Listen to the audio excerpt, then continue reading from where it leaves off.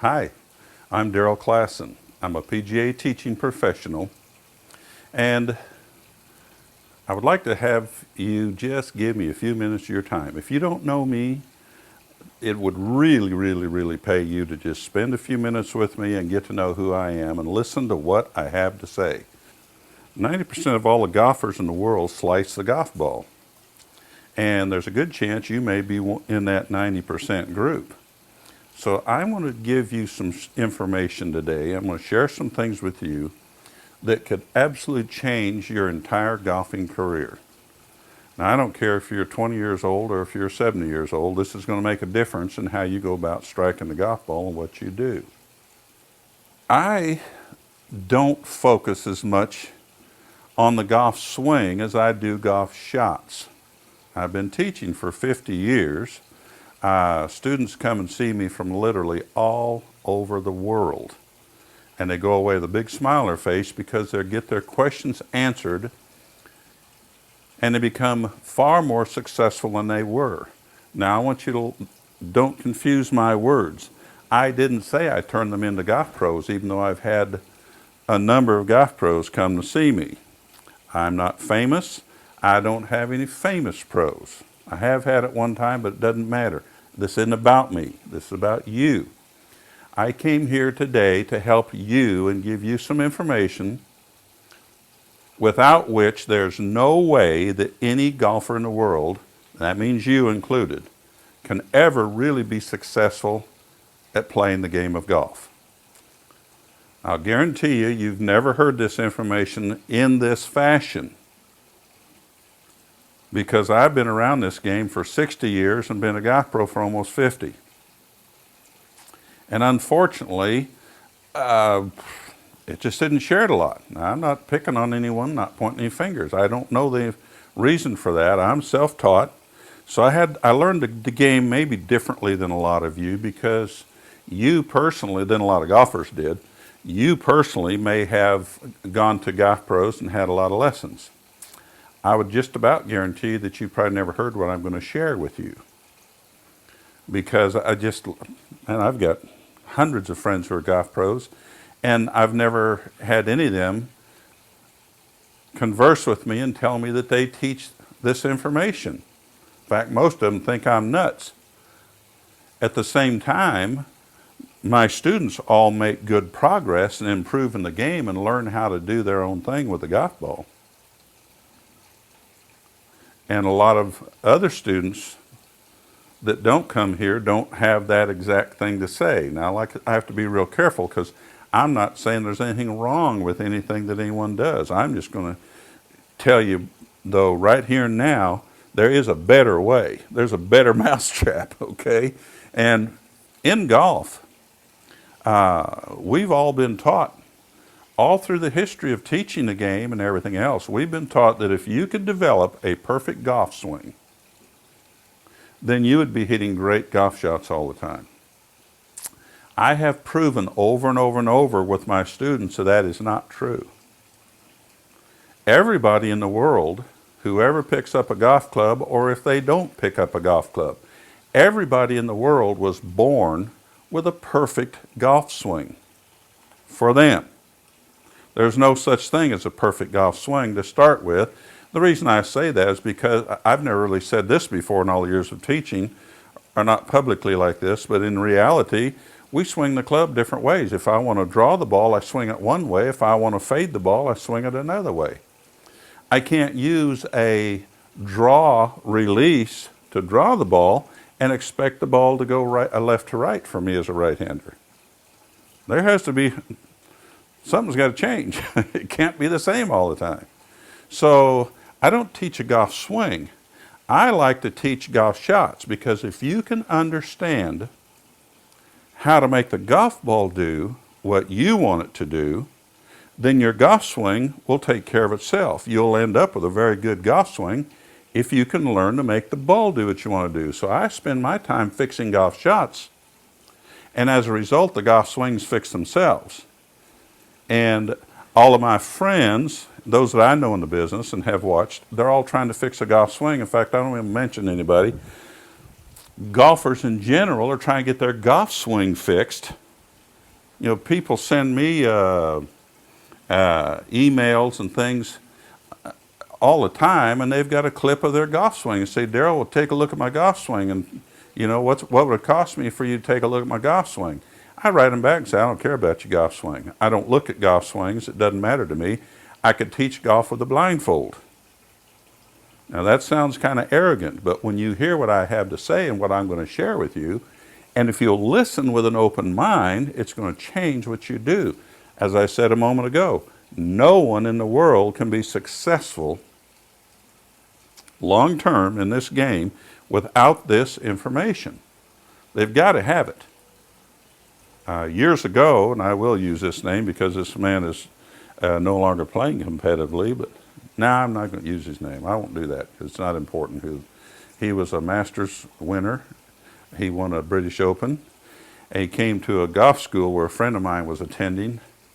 A very well-known professional was teaching that school. And the man said, oh, here comes my student so-and-so, who's very famous. Come on over here, sir. We're talking about drawing and fading the ball and be able to work it left and right. How do you work? What makes a golf ball fade and draw? Now, here's a touring pro who had won a couple of majors in his career, won several tournaments. And he said to the crowd, and it totally shocked my friend, he says, I can do it, but I don't know what makes it happen.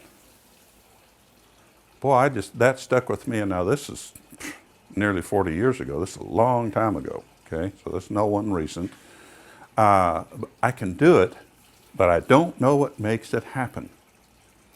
I would like to share with you the information about what makes it happen. Now, I know I'm rambling here, but I'm really not.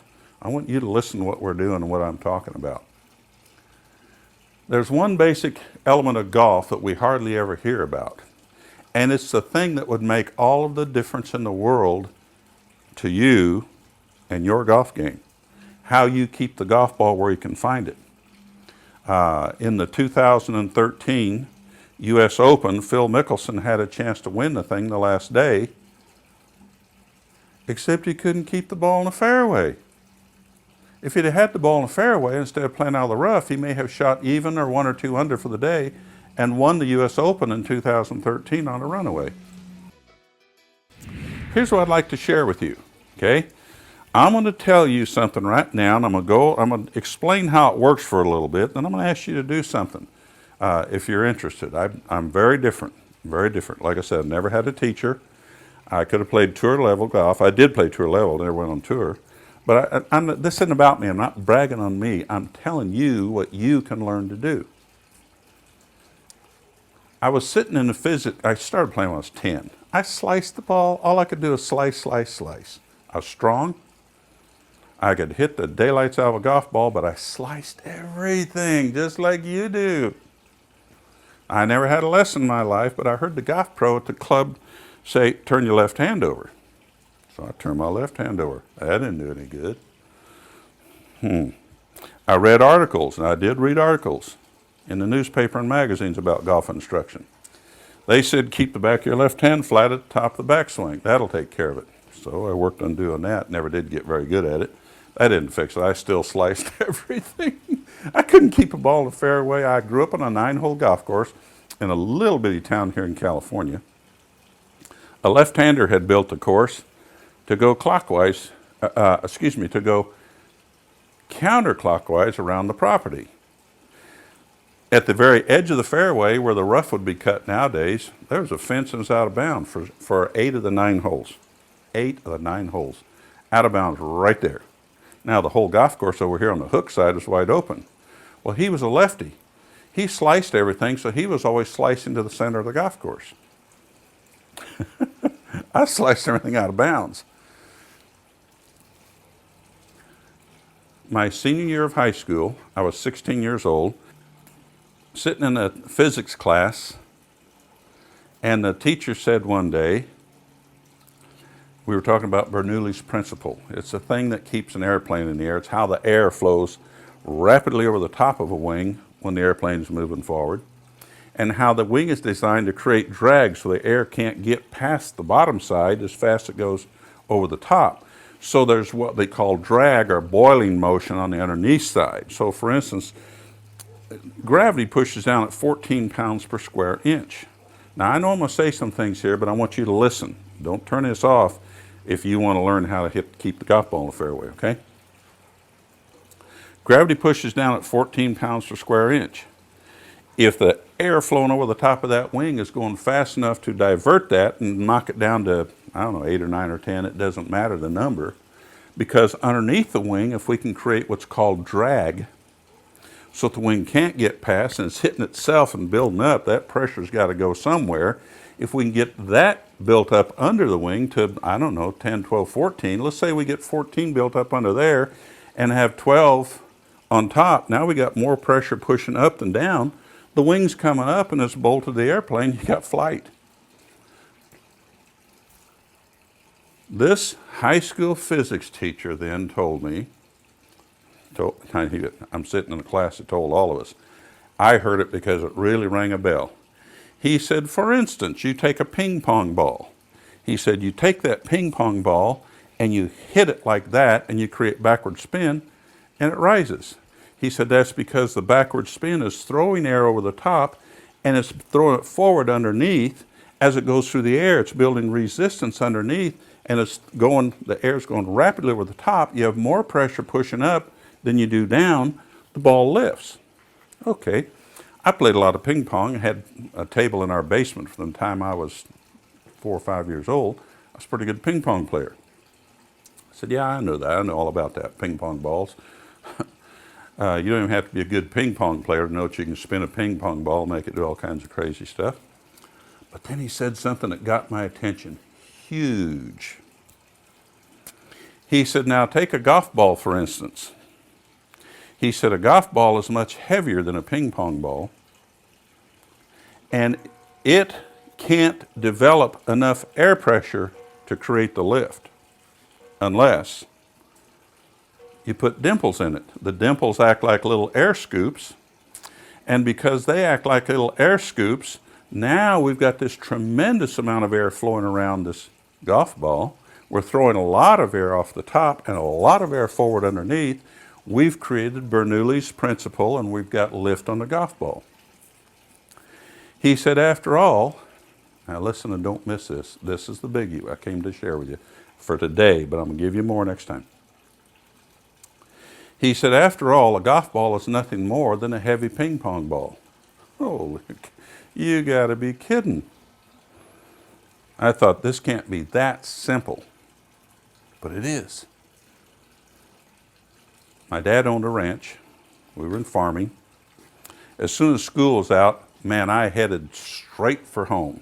Got in my pickup truck and I drove to the farm. I wanted to try something because I had sliced everything all my life.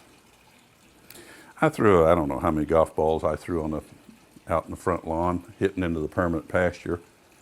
I had one goal, because I was a good ping pong player. I was going to make that ball curve left. Not to a target, I was just going to curve it left and see if he knew what he was talking about. I took that first ball, I swung it with a little 7-iron. That ball just, I remember I hooked it. I do remember that. It didn't just curve soft and beautiful. I hooked it. I thought, let me try that again. Did it again, left curve third time, left curve the fourth time. I do remember the last shot. I don't know if I hit 3 balls, 5 balls, doesn't matter. On the last shot, I thought, well, I'm going to verify all of this in my mind. I'm going to take this 7-iron and I'm going to intentionally make my ball curve to the right. First swing. Pick up the golf balls that were left, put them on my bag, and I said, you have got to be kidding. Golf cannot be this simple. And that's what my students say all the time to me. They say, Daryl, it can't be this easy. I would think everybody in the world would want to know what you have to say. I said, you know what's funny? Most of them don't want to know what I have to say because it's too simple. They can't imagine it's this easy. But it is. Now I know it's kind of a come along lead thing, but I haven't charged you a dime for this, and I'm not going to charge you for the next thing, so listen carefully. I am going to teach you how to go out and fix your slice in our very next session, and it's going to be absolutely free. I can't expect you somewhere down the line to come spend money with me until I give you something that really works for you and demonstrates how simple golf really is. The golf swing and hitting your golf shots, controlling them. I can't expect you to come spend money with me somewhere down the line until I can prove to you that I can help you, because I want you to play better golf. I'm retired. I do a little teaching here and there, but I'm retired. So I do this for the fun of helping you, all right? I've got grandkids to play with, a wood shop that I can go into and create things, and I don't have to go stand at the golf course behind the counter out on the teaching lesson pad anymore if I don't want to. Now, I'm not bragging. I'm telling you and trying to show you I'm here for you. There's something I want you to do, though, right now. Right down below here, there's a button that you can push. And when you push that button, it's going to bring up a place for you to give me your name and your email address. I want your name and I want your email address so I can email the information to you. There's several reasons for that. One of the main reasons is in the internet business, there's something called spam. Spam is when people are getting emails they don't want. I will not spam anybody. I only send emails to you because you want them. That's the only reason. Now, in the next session, I am going to show you how to fix your slice within 2 or 3 swings. It's that simple. I've had golfers come to clinics that I do or I've done. 12 to 15 of them show up.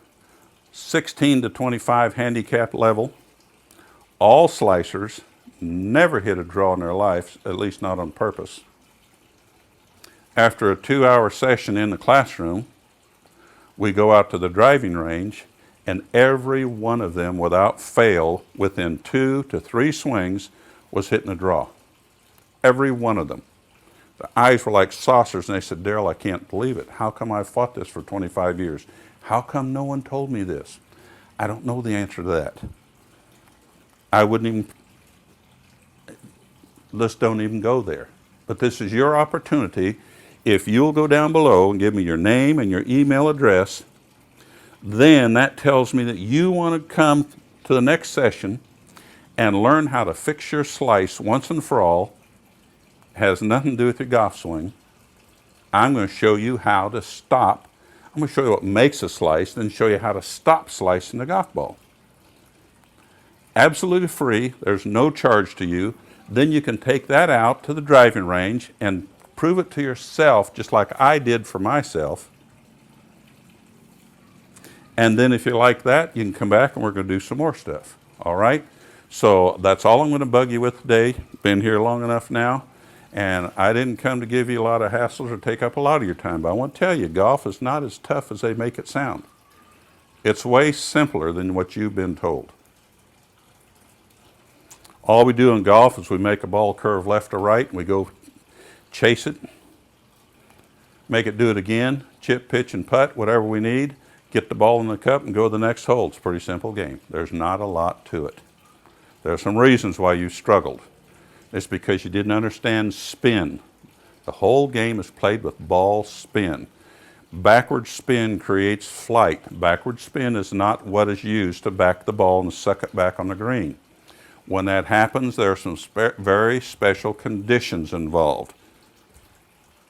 And you could do it on those conditions the same as the touring pros do. Billy Casper was asked one time years ago, Billy, I saw you hit this shot at such and such a tournament out of the bunker on the next to last hole, and you threw that ball right there past the pin and drew it right back close to the cup. How did you do that? He laughed. He said, that's the most asked question I get. He said, everybody wants to know how I did that. And he said, I got to tell you what. He said, that's exact, perfect course conditions that are set up to do that. It has nothing to do with anyone's golf swing or what's going on. It's course conditions. And he said, as another way of saying it's pure luck. But when you know the greens receive a ball a certain way, that's what'll happen. So don't think backspin is to suck the ball back on the green. Backspin is to make the ball fly. Golfers come to me and want to hit their drive farther, and get it to release and roll. So they will say to me, I need to put more overspin in my drives. No, in ping pong, overspin makes it dive. No flight. You got to have backspin for flight. Even on a driver, there has to be some backspin in order to create flight. The whole game is just a little white ball that we make spin, and we learn how to spin it the way we want. All right? Put your name down there and give me your email address, because if you give me the wrong name, the wrong email address, you won't get the free lesson on how to fix your slice, because that's who I'm sending the email to. Okay? All right. Thanks for taking a few minutes of your time, and let me share some stuff with you. I'll be back. If you want me back and want to know how to fix your slice absolutely free, this isn't just kind of a tip or two. I'm going to give you a lesson. My lessons are not cheap. They're very expensive. I'm going to give you a lesson that will fix your slice, and it's absolutely free. Thank you very much. I'm Daryl Classen. I'm a PGA teaching pro. I appreciate you. I'll be back to see you if you let me. Thanks a lot.